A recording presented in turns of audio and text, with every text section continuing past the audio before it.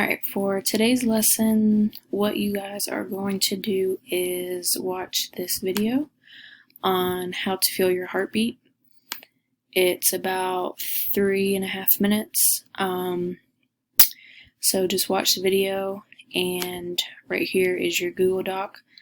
So when you exercise, your heart rate goes up, and after watching the video, I want you to answer the questions.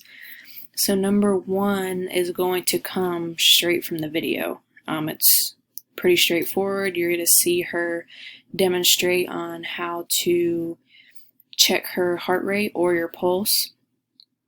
And I want you to put your answer right there for number 1. And then number 2 is more of just common sense. Name an exercise that would get your heart rate up higher than normal. So your normal heart rate or your resting heart rate is how many beats per minute your heart works when you're just resting, so sitting at a desk, laying in bed. So I want you just to name an exercise, or you can even name a sport that you play where you know that your heart is working harder or faster than normal.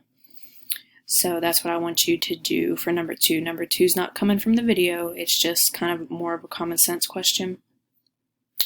So after you put your answers in there, go ahead and upload your document. The video is 3.5 minutes, like I said. Just kind of go through it because some of our future lessons are going to come from this video.